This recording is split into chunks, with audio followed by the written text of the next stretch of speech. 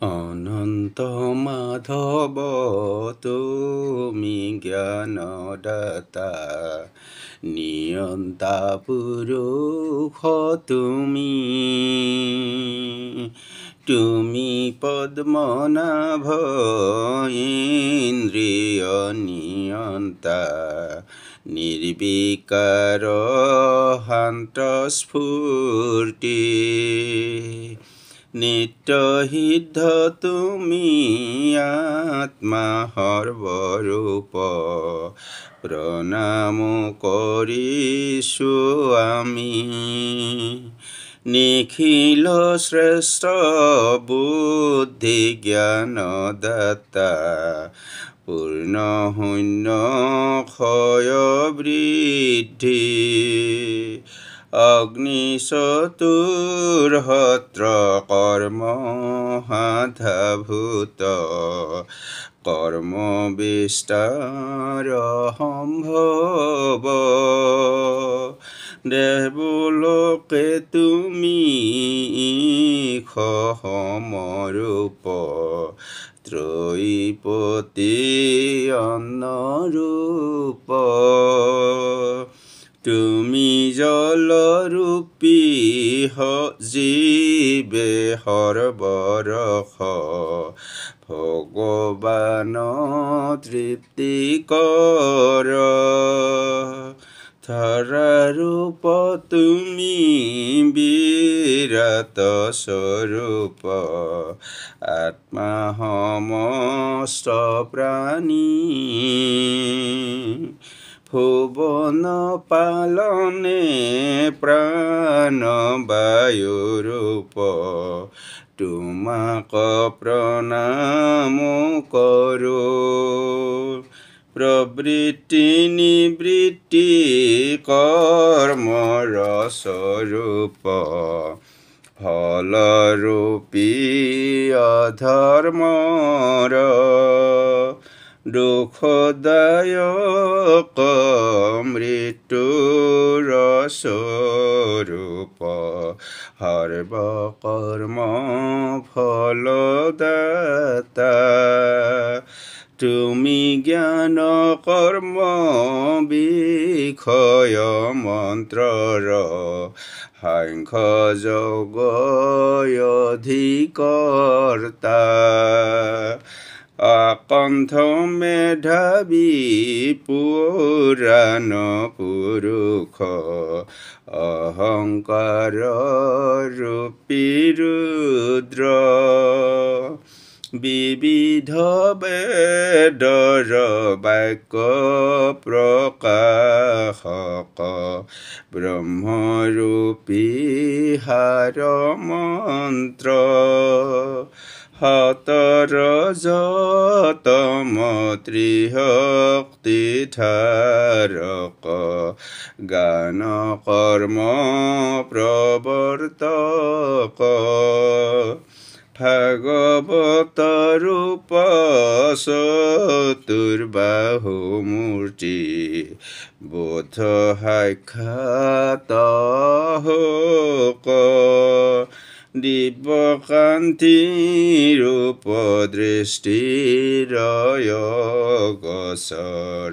বৰ্তি আশা কামনাত পদ্মৰ মধ্যত পত্ৰ তুল্য ৰূপ নয়নত অৱস্থিত লক্ষ্মী দেৱী আছে তব বক্ষস্থলে সেই ৰূপে দেখা দিয়া আনন্দ সুন্দৰ শ্যাম মূৰ্তি দীপ্ত ৰূপত প্ৰকাশ কৰা তুমি মহাগুৰু ৰূপ পহৰতৰ পদ্ম পাপৰিৰহতে নখৰ দীপ্তিৰে আন্ধাৰ বিনাশে ভক্ত ভীতি দূৰ কৰে ভক্তিমান জনে তোমাক লভিছে দয়াৰে অৰ্চনা কোৱা নাজানো ভকতি মাথ অভিলাষী তব পদে মকৰাশা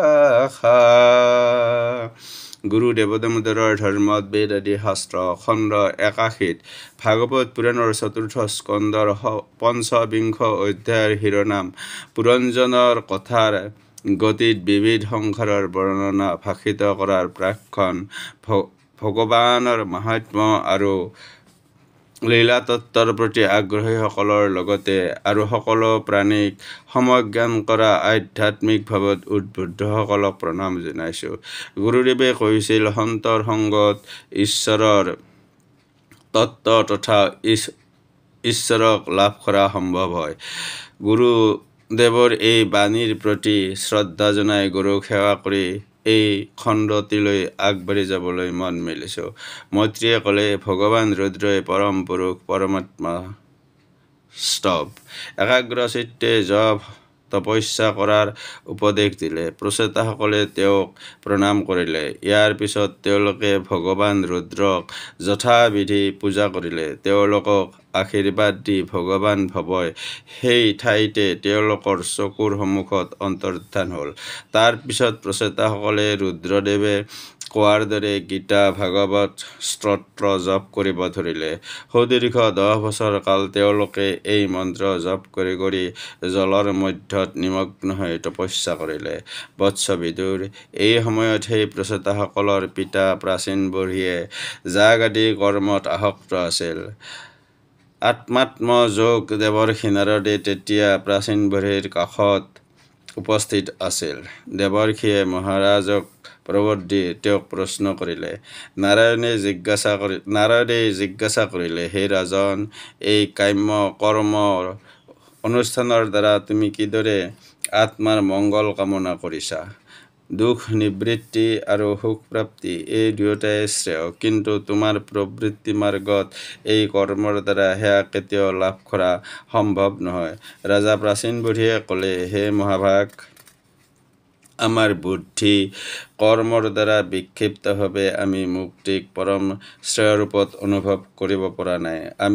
আমাক নিৰ্মল জ্ঞান উপদেশ দিয়ক, যাতে কৰ্মবিলাকৰ পৰা মুক্তি পাব পাৰে।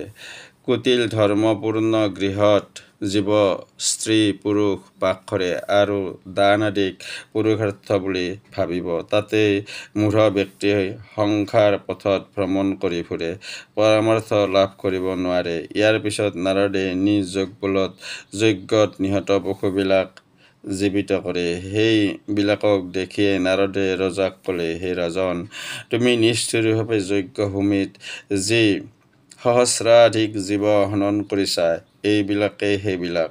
এইবিলাকে তোমাৰ মৃত্যুৰ বাবে অপেক্ষা কৰি আছে। তুমি মৰিলে এইবিলাকৰ প্ৰতি তুমি যি হিংসা কৰিছা সেয়া স্মৰণ কৰি অত্যন্ত ক্ৰুদ্ধ হৈ উঠিব। এইবিলাকৰ লৌহময় শৃংগৰ আঘাতত তোমাৰ দেহ ছিন্ন ভিন্ন হ'ব। এই সংসাৰৰ দুখ নিস্তাৰৰ উপায় বিষয়ত পুৰঞ্জনৰ চৰিত্ৰ সংঘটিত পুৰাতন ইতিহাস তোমাক কওঁ শুনা। হে ৰাজা, পুৰঞ্জন নামে এক মহা যশস্বী ৰজা আছিল। তেওঁৰ এজন সখা আছিল, যাৰ নাম আৰু কৰ্ম সকলোৰে অজ্ঞাত আছিল। পুৰঞ্জনে নিজ কৰ্মৰ দ্বাৰা পুৰ আৰু শৰীৰৰ জন্ম দিয়ে। তেওঁ জীৱ।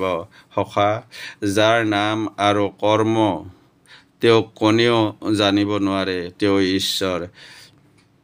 সেই ৰজা পুৰঞ্জনে উপযুক্ত বাসস্থান অন্বেষণ কৰিবলৈ সমগ্ৰ পৃথিৱী পৰ্যটন কৰিব ধৰিলে, কিন্তু তেওঁৰ নিজৰ পচন্দৰ স্থান অন্বেষণত ব্যৰ্থ হ'ল। ইয়াৰ বাবে তেওঁৰ উদ্বেগ জন্মিছিল। সেই ৰজাই বিষয়ভোগৰ ইচ্ছা কৰি কামনা সিদ্ধিৰ নিমিত্তে পৃথিৱীত যিমানবোৰ দেখিলে তাৰে কোনোবোৰেই তেওঁৰ অভিলাষ সিদ্ধিৰ বাবে উপযুক্ত বুলি ভাবিব নোৱাৰিলে। তাৰ পিছত পুনৰ ভ্ৰমণ কৰি কৰি এদিন হিমালয়ৰ সন্মুখত সেই বিষয়ভোগৰ উপযুক্ত চিহ্ন বিশিষ্ট 9টা দ্বাৰত শোভিত এক পুৰ অৰ্থাৎ মনুষ্য শৰীৰ দেখা পালে।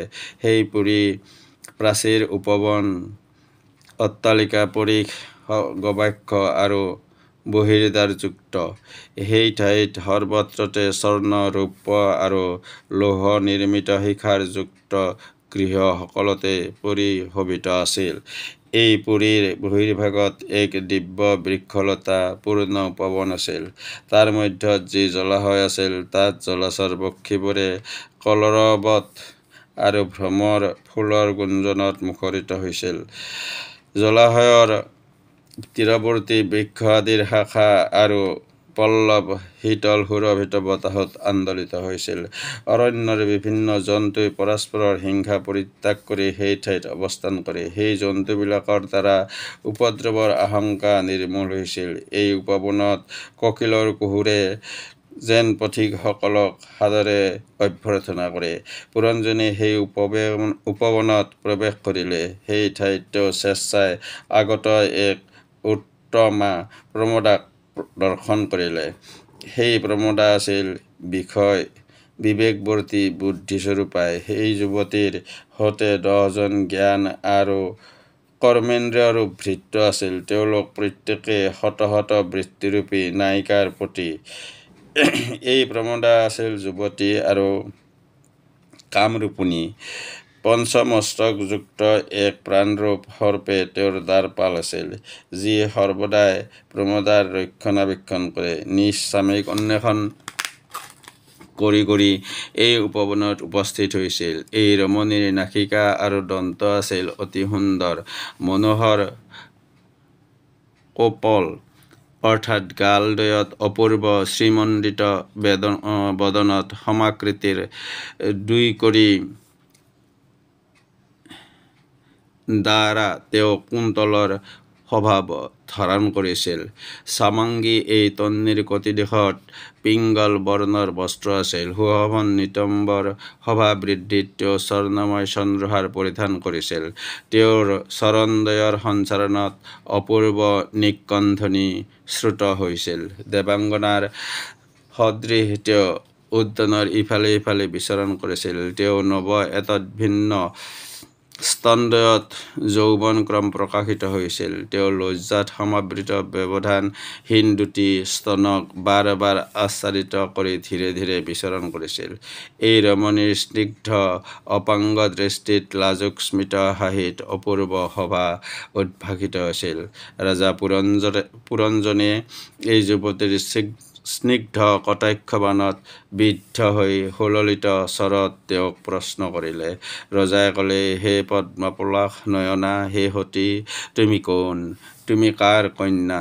ইয়ালৈ ক'ৰ পৰা তোমাৰ আগমন হৈছে? হে ভয়শীলা, এই পুৰীৰ সমীপস্থ উপবনত কিহৰ প্ৰত্যাশাত তোমাৰ আগমন? হে সুন্দৰী, তোমাৰ সংগত আগত এই একাদশ মহাবলীজন কোন হয়? এই ৰমণীসকল আৰু তোমাৰ অগ্ৰৱৰ্তী সৰ্পই বা কোন হয়? হে সাধ্বী, তুমি কোন? তুমি লজ্জা নেকি? নে ভৱানী, নে বাণী, নে ৰমা? মুনিসকলৰ সদৃশ সংযতমণি এই বনৰ মধ্যত নিজৰ প্ৰতিৰ অন্বেষণত তোমাৰ আগমন হৈছে নেকি? তোমাৰ হস্তধৃত সেই লীলা কমল কলৈ গ'ল? হে সুন্দৰী, তুমিতো দেৱৰমণী নোহোৱা, কাৰণ তোমাৰ পদতলে ভূমি স্পৰ্শ কৰি আছে। দেৱতাসকলেতো কেতিয়াও ভূমি স্পৰ্শ নকৰে। স্বয়ং লক্ষ্মী দেৱীয়ে যজ্ঞপুৰুষ বিষ্ণুৰ সংগত অৱস্থান কৰি বৈকুণ্ঠপুৰীৰ শোভা বৰ্ধন কৰি আছে। তুমিও আমাৰ দৰে বিপুল কৰ্মা বীৰশ্ৰেষ্ঠৰ সংগত এই পুৰীৰ উল্লাসিত ভ্ৰাম্যমান ভ্ৰূৰয়ে প্ৰেৰিত কামদেৱ আমাক অত্যন্ত পীড়ন কৰিছে। গতিকে আমাৰ প্ৰতি কৰুণা কৰা। হে চাৰুবাসিনী, তোমাৰ মুখমণ্ডল শোভন ভ্ৰুদয়ে ভূষিত কৰা লোচনদ্বয় মনোহৰ আৰু কাৰ্যৰে অলংকৃত। তোমাৰ সুদীৰ্ঘ নীলবৰ্ণ কেশৰাশি অপূৰ্ব মুখমণ্ডলৰ শোভাবৰ্ধন কৰি আছে। লজ্জাবনত সুন্দৰ আনন্দ আমাৰ অভিমুখ হোৱা নাই। মুখ তুলি এবাৰ আমাৰ পিনে দৃষ্টিপাত কৰা। পুৰঞ্জনে এই ভাৱত অধীৰ হৈ এই ৰমণীক প্ৰাৰ্থনা কৰিব ধৰিলে। তেতিয়া সেই প্ৰমোদা সহাস্যে বীৰবৰ পুৰঞ্জনক সাদৰ সম্ভাষণ কৰি বাক্যলাপ আৰম্ভ কৰিলে। তেওঁ ক'ব ধৰিলে, হে পুৰুষ শ্ৰেষ্ঠ, আমাৰ আৰু অন্যৰ কৰ্তাৰ সন্ধান আমি নাজানো। নাম আৰু গোত্ৰৰ বিষয়েও আমি একোৱেই নাজানো। হে বীৰ, আজি ইয়াত কোন আত্মা উপস্থিত সেয়া আমাৰ জনা নাই। আমাৰ আশ্ৰয়স্বৰূপ এই পুৰীৰ নিৰ্মাতা কোন সেয়াও আমাৰ জনা নাই। হে মানৱ, এই নৰগণ আমাৰ সখা, এই নাৰীসকল আমাৰ সখী। আমাৰ অগ্ৰভাগত যি পঞ্চশীৰ্ষ নাগ, তেওঁ এই পুৰীৰ ৰক্ষাকৰ্তা। আমি যেতিয়া নিদ্ৰিত অৱস্থাত থাকোঁ তেতিয়া এই সৰ্প জাগ্ৰত হৈ থাকে। হে অৰিন্দম, এয়া আমাৰ অত্যন্ত সৌভাগ্যৰ বিষয় যে আপুনি এই স্থানলৈ আহিছে। আপোনাৰ কল্যাণ হওক। আপুনি যিবিলাক গ্ৰাম্যভোগ অভিলাষ কৰে, আমি আমাৰ সখা আৰু সখীসকলৰ সহায়ত এইবিলাক সম্পাদন কৰিম। হে প্ৰভু, আপুনি এই 9টা দ্বাৰ বিশিষ্ট পুৰীত 100 বৎসৰ অধিষ্ঠান কৰক। আমি আপোনাৰ অভীষ্ট বস্তু আহৰণ কৰি দিছোঁ, আপুনি সেয়া গ্ৰহণ কৰক। হে বীৰ, আমি তোমাৰ ৰতিৰসত অনভিজ্ঞ, শাস্ত্ৰবিহিত সুখভোগৰ বিমুখ, ইহকাল পৰকালৰ চিন্তাশূন্য অন্য কোনো পুৰুষতুল্য পুৰুষৰ সতে ৰমণ কৰিম। হে এই গৃহস্থাশ্ৰমত ধৰ্ম, অৰ্থ, কাম, মোক্ষ, পুত্ৰ সুখ, যশ আৰু লোকশূন্য পবিত্ৰ লোক সিদ্ধ হয়। সন্ন্যাসীসকলৰ নামো নাজানো। হে মানৱ, পণ্ডিতসকলে কয়, সংসাৰত যি গৃহস্থাশ্ৰম সেয়া পিতৃ, দেৱ, ঋষি, মানৱ আৰু সকলো প্ৰাণীৰ আৰু আত্মাৰ কল্যাণকৰ আশ্ৰয়। হে বীৰ, এই গৃহাশ্ৰমত আমাৰ দৰে যুৱতীসকল নাইবা আপোনাৰ দৰে যশস্বী মধুৰভাষী প্ৰিয়দৰ্শন স্বয়ং উপস্থিত প্ৰিয় পুৰুষক পতিত্ব বৰণ কৰিবলৈ সদায় আগ্ৰহী হ'ব। হে মহাবাহু, আপোনাৰ স্মৃত নয়ন কটাক্ষত নিৰাশ্ৰিত ব্যক্তিসকলৰ মনৰ কষ্টত চিৰতৰত অৰ্থাৎ নিত্যকালত দূৰীভূত হয়। এই কাৰণেই আপুনি সদায় ভ্ৰমণ কৰিব থাকক। নাৰদে ক'লে, হে ৰাজন, এই প্ৰকাৰে এই দম্পতী পৰস্পৰৰ প্ৰতি ইতিবাচক সংকেতত কৰি পুৰীৰ অভ্যন্তৰত প্ৰৱেশ কৰিলে। সেই ঠাইত প্ৰৱেশ কৰি তেওঁলোকে 100 বছৰ আমোদ প্ৰমোদ কৰিব ধৰিলে। পুৰীৰ স্থানে স্থানে গায়কৰ মনোৰম গীতৰ দ্বাৰা স্তুয়মান আৰু স্ত্ৰীমনত পৰিবৃত হৈ ক্ৰীড়াৰত পুৰঞ্জন গ্ৰীষ্মকালত হৃদয়নী প্ৰৱেশ কৰিলে। বিভিন্ন বিষয় অনুভৱৰ নিমিত্তে এই পুৰীৰ ঊৰ্ধ্বভাগত 7টা আৰু অধোভাগত 2টা দ্বাৰ আছে। পূব পিনে একেলগে থকা দ্বাৰ দুটাৰ নাম খাদ্যতা। এই 2টা দ্বাৰেৰে পুৰঞ্জন যমথ নামৰ সখাৰ সংগত ৰূপ বিষয়ক বিভ্ৰাজিত দেশত গমন কৰে। এইদৰে নালিনী নামে পূব পিনে আন 2টা দ্বাৰ সংলগ্ন। এই দ্বাৰ 2টা প্ৰকৃতপক্ষে অলপ ছিদ্ৰ বিশিষ্ট বামনাচা আৰু অধিক ছিদ্ৰযুক্ত দক্ষিণনাচা। পুৰঞ্জনে এই 2টাৰ দ্বাৰেৰে গন্ধ বিষয়ক দেশ সৌৰভৰ গমন কৰে। তেওঁৰ লগত থাকে সখা বিধৃত, যিয়ে ঘ্ৰাণেন্দ্ৰিয় সহায়ক জীৱ। এই পুৰীৰ সন্মুখত অৱস্থিত পূব দিশৰ অন্য দ্বাৰটো হ'ল মুখ্যা বা মুখ। এইটো প্ৰধান দ্বাৰ। পুৰস্থিত জীৱ পুৰঞ্জন ইয়াৰে অপান আৰু বহুদিন দেশত গমন কৰে। তেতিয়া তেওঁৰ সংগত থাকে ৰসঞ্জ আৰু বিপন। তেওঁলোকে যথাক্ৰমে ৰসেন্দ্ৰিয় আৰু বহিৰেন্দ্ৰিয়ৰ সহায়ক জীৱ। হে নৃপ, এই পুৰীৰ দক্ষিণত পিতৃহু আৰু দক্ষিণ কৰ্ণ নামে এটা দ্বাৰ আছে, যাৰ পুৰঞ্জন শ্ৰুতধন বা শ্ৰৱণেন্দ্ৰিয়ৰ সহায়ক জীৱৰ সংগত এই দ্বাৰৰ দক্ষিণত পচাল ৰাজ্য কৰ্মকাণ্ডত গমন কৰে। এই পশ্চিম দিশৰ দ্বাৰৰ নাম আখুৰি বা কৃষ্ণ। ৰাজা পুৰঞ্জন দুৰ্মদ নামৰ সখাৰ সংগত মিলিত হৈ গ্ৰামক নামৰ দেশত গমন কৰে। গ্ৰাম্য বিষয় মৈথুন সুখ বিষয়ক দেশেই হ'ল গ্ৰামক। আকৌ পশ্চিম দিশত অৱস্থিত অন্য দুটা দূৰৰ নাম নিৰ্ঘাতী বা গুহ্যদ্বাৰ। ৰাজা পুৰঞ্জন লুব্ধক বা পায়ু নামৰ সখাৰ সংগত মিলিত হৈ বৈলাস নামৰ দেশত গমন কৰে। এই দ্বাৰ যোগে মলত্যাগ হয়। হে মহাৰাজ, এই পুৰীৰ মধ্যত যিমান দ্বাৰ অৰ্থাৎ ইন্দ্ৰিয় বৰ্তমান, সেইবিলাকৰ মধ্যত হস্ত আৰু পদ দুটা অন্ধ, কাৰণ এই দুটাৰ কোনো ছিদ্ৰ বা জ্ঞানেন্দ্ৰিয় নাই। কিন্তু ইন্দ্ৰিয় বৰ্গৰ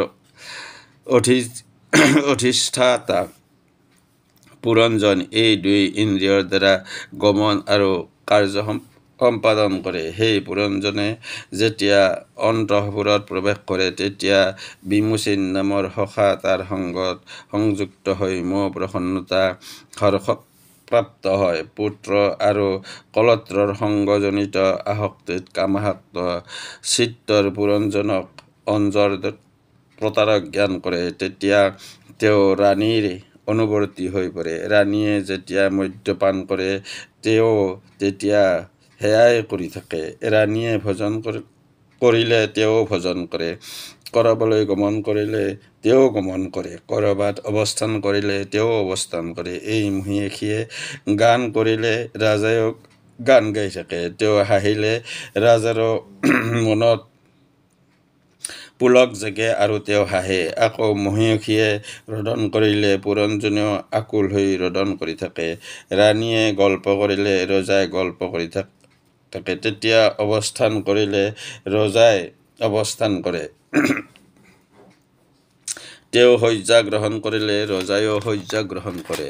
তেওঁ উপবেশন কৰিলে উপবেশন কৰে, শ্ৰৱণ কৰিলে শ্ৰৱণ কৰে, আঘ্ৰাণ কৰিলে আঘ্ৰাণ কৰে, দৰ্শন কৰিলে ৰজাইও দৰ্শন কৰে।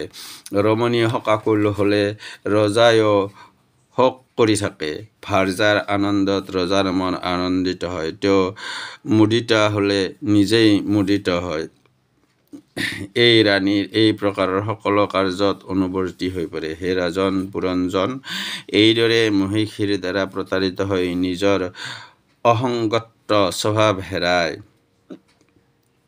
যদিও তেওঁৰ পৰতন্ত্ৰ হোৱাৰ ইচ্ছা নাছিল, তথাপি তেওঁ ক্ৰীড়া মৃগ অৰ্থাৎ বানৰৰ দৰে নিজ পত্নীক অনুসৰণ কৰিব ধৰে। জড় প্ৰকৃতিত আসক্ত জীৱই নিজকে প্ৰকৃতিৰ গুণ কাৰ্যকৰ্তা আৰু ভোক্তা বোধ কৰি সকলো কৰ্মৰ নিয়োজিত হয়। গুৰু দেৱদামোদৰৰ ধৰ্ম মানি যিসকল কেৱলীয়াই মনে প্ৰাণে একান্ত নিষ্ঠাৰে ভাগৱত প্ৰেম আবদ্ধ, তেওঁলোকে একোতেই আসক্ত নহয়। গৃহস্থ ধৰ্মৰ মাজেৰে যিসকল সৎ সদাচাৰী আৰু অবিৰক্ত ঈশ্বৰ ভক্ত হ'ব পাৰে, তেওঁলোকেও জড় প্ৰকৃতিত আসক্ত নহয়, অৰ্থাৎ সংসাৰ বন্ধনত থাকিও অনাসক্ত হ'ব পাৰে। ভাগৱত পুৰাণৰ এই খণ্ডই ইয়াকেই প্ৰমাণ কৰে। গুৰু দেৱদামোদৰৰ ধৰ্মত বেদাদি শাস্ত্ৰ খণ্ড ৮১ ইমানতে সমাপন কৰি কওঁ, গুৰু দামোদৰ তুমি সনাতন, নিত নিৰঞ্জন তুমি, নিত্য সিদ্ধ তুমি, আত্মা সৰ্বৰূপী, প্ৰণাম কৰিছোঁ আমি। জয় গুৰু দেৱদামোদৰ। নমস্কাৰ। অনন্ত কুমাৰ শৰ্মা।